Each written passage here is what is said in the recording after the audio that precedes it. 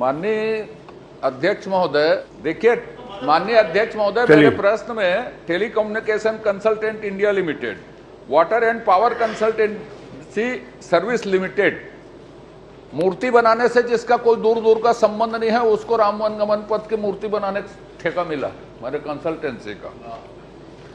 मैं माननीय मंत्री जी से यह जानना चाहता हूं, यह है मतलब डॉक्ट्रिन शासन चलाने की जिसमें मेरा मुंह खुलता है जोरदार। यही बोध घाट परियोजना बना रही थी और यही मूर्ति लगा रही है, समझ रहे हैं आप माननीय नेता प्रतिपक्ष जी।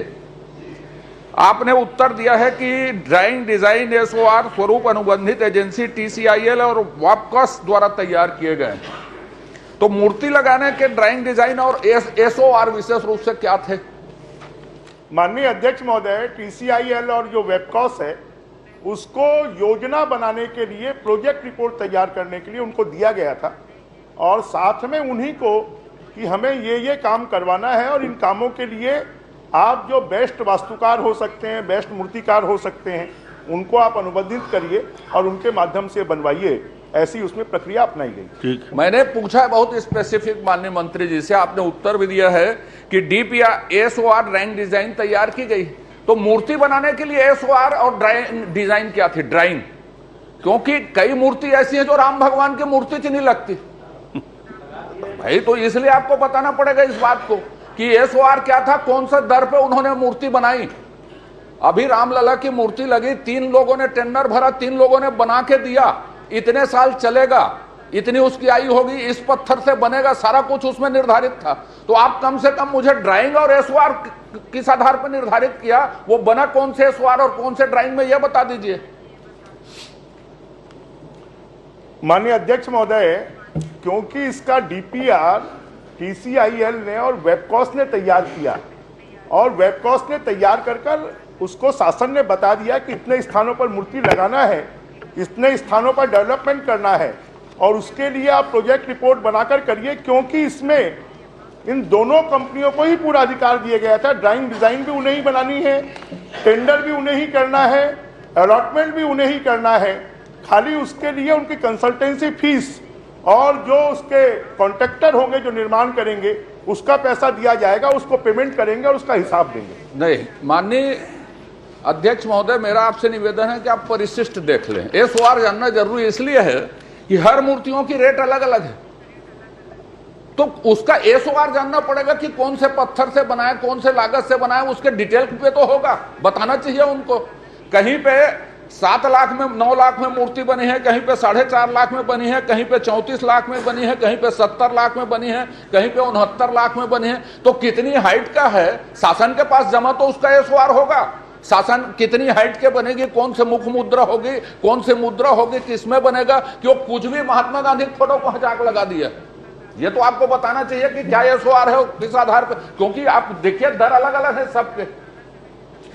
माननीय अध्यक्ष महोदय, माननीय अजय चंद्राकर जी भी मंत्री रहे हैं। बहुत सारे आइटम ऐसे होते हैं जो नॉन एसओआर के होते हैं और नॉन एसओआर के जो आइटम होते हैं उसमें जिसको ये काम दिया गया उन्हीं के द्वारा तय किया गया कि कैसी डिजाइन होगी, कैसी मूर्ति होगी। आपने उत्तर में दिया माननीय महोदय कि एसओआर टीसीआईएल और वापकॉस ने तय किया है करके, तो एसओआर की जानकारी तो शासन के पास होनी चाहिए। अच्छा चलिए, दूसरी बात, आपने इसमें टिप में लिखा है कि डॉक्टर राम अवतार जी शर्मा और हेमू यदु के किताब से इसका चयन किया गया राम वनगमन पथ का। आप टेबल करेंगे क्या कि वो चंपारण और चंदखुरी में राम भगवान गए थे, टेबल करेंगे क्या उसकी रिपोर्ट?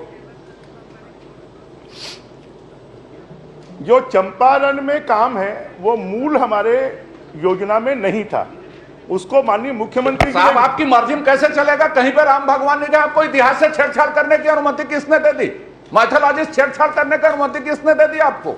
आप टेबल करेंगे क्या इसको?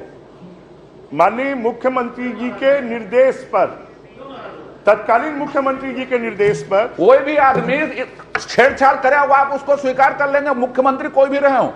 आप टेबल करेंगे क्या दोनों शोध को कि चंदखुरी और क्या बोलते हैं चंपारण हो गए थे? आप टेबल करेंगे क्या रिपोर्ट को, ताकि प्रदेश की पूरी जनता जाने ना संस्कृति के साथ छेड़छाड़ करने का अधिकार किसी को नहीं है, चाहे वो मुख्यमंत्री रहे कोई भी रहे। आपकी जो चिंता है उस चिंता से मैं भी वाकिफ हूं। मैं आपको इस जानकारी में कि जो चंपारण है, चंपारण को माननीय मुख्यमंत्री जी के निर्देश पर राम वन गमन पथ में जोड़ा गया था। मैं कह रहा हूं, सुनिए साहब, ये गंभीर विषय है, ये गंभीर विषय है, किताब में भी नहीं मैं है। यदि कह रहा हूं, ये मुख्यमंत्री जी के निर्देश नहीं, मैं कह रहा हूं मेरे निर्देश पे आप अध्यक्ष निर्देश पे कहीं पर भी प्रतिमा आप लगा देंगे, ऐसा कैसे हो जाएगा? मैं आपसे यह जानना चाहता हूं कि जो आप काम करवाए हैं वो कौन कौन से मद से करवाए हैं, आप जानकारी दे सकते हैं क्या? और उसका एक आध जगह वेरिफिकेशन आप सोशल ऑडिट करवाएंगे क्या? आपके, मैं भी चलूंगा, आप भी चले।